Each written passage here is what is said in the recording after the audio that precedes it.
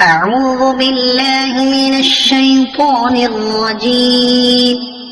بسم الله الرحمن الرحيم. والمرسلات عرفا فالعاصفات عصفا والناشرات نشرا فالفارقات فرقا فالملقيات ذكرا عذرا أو نذرا إنما توعدون لواقع فإذا النجوم طمست وإذا السماء فرجت وإذا الجبال نسفت وإذا الرسل أقتت لأي يوم أجلت ليوم الفصل وما أدراك ما يوم الفصل ويل يومئذ للمكذبين ألم نهلك الأولين ثم نتبعهم الآخرين كذلك نفعل بالمجرمين ويل يومئذ للمكذبين ألم نخلقكم من ماء مهين فجعلناه في قرار مكين إلى قدر معلوم فقدرنا فنعم القادرون ويل يومئذ للمكذبين ألم نجعل الأرض كفاتا أحياء وأمواتا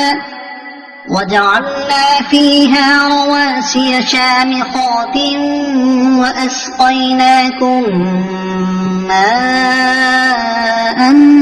فراتا ويل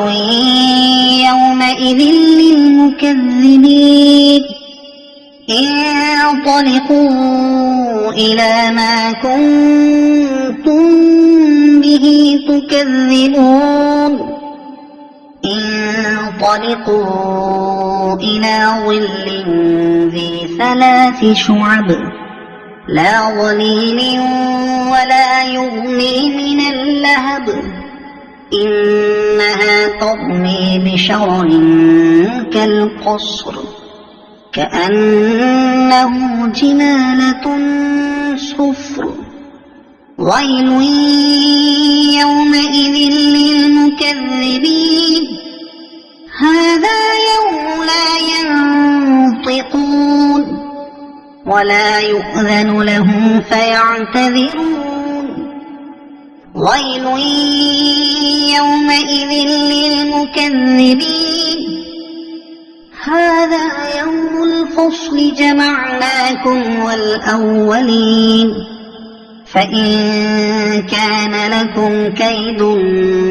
فكيدون ويل يومئذ للمكذبين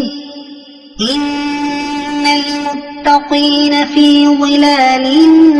وعيون وفواكه مما يشتهون كلوا واشربوا هنيئا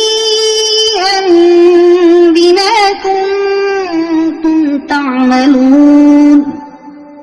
إنا كذلك نجزي المحسنين ويل يومئذ للمكذبين كلوا وتمتعوا قليلا إنكم مجرمون ويل يومئذ للمكذبين وإذا قيل لهم اركعوا لا يركعون ويل يومئذ للمكذبين